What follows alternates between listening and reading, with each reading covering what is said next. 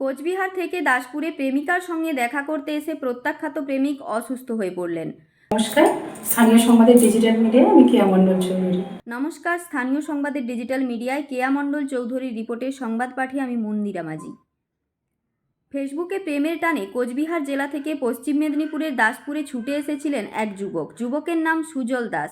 সুজল কোচবিহার থেকে অন্যান্য বারের মতো শনিবার 2রা মে দাসপুর থানার সরবেরিয়া জগন্নাথ বাটির বাসিন্দা তার প্রেমিকার সঙ্গে দেখাও করতে যান।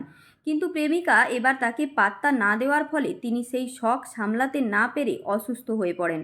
দাসপুর থানা যাওয়ার পথে সুজল দাসপুর বাজারের কাছ থেকে আর এগোতে পারেননি। শনিবার বিকেলে ওখানেই অচৈতন্য হয়ে রাস্তার ওপর পড়ে যান। দাসপুর এক গ্রাম পঞ্চায়েতের প্রধান লালটু চক্রবর্তী বলেন, সঙ্গে সঙ্গে পুলিশকে খবর দেওয়ার পাশাপাশি সুজলকে প্রথমে দাসপুর গ্রামীণ হাসপাতালে, সেখান থেকে ঘাটাল সুপার স্পেশালিটি হাসপাতালে স্থানান্তরিত করা হয়। সুজলের সঙ্গে জগন্নাথ বাটির ওই গৃহবধূর সোশ্যাল মিডিয়ায় আলাপ হয়।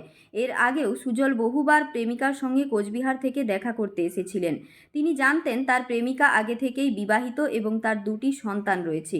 পুলিশ সূত্রে জানা গিয়েছে, সুজল শনিবার ওই মহিলাকে তার সাথে বাড়ি থেকে বেরিয়ে আসার প্রস্তাব দিলে তিনি রাজি হননি। এই ঘটনায় তিনি খুব ভেঙে পড়েন।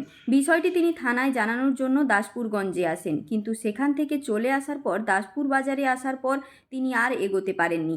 বাজারের সামনে সুজলকে ছটপট করতে দেখে স্থানীয় দোকানদাররা তাকে উদ্ধার করে দাসপুর হাসপাতালে ভর্তি করেন। সেখানে অবস্থার অবনতি হলে ঘাটাল সুপার স্পেশালিটি হাসপাতালে স্থানান্তরিত করা হয়। পুলিশ জানায়, এরপরই সুজলের সহযোগিতায় তার ফোন থেকে পরিবারের সঙ্গে যোগাযোগ করা হয়। খবর পেয়েই সুজলের বোন ঘাটাল সুপার স্পেশালিটি হাসপাতালে আসেন। সেখান থেকেই তাকে অন্য হাসপাতালে নিয়ে যান বলে জানা গিয়েছে।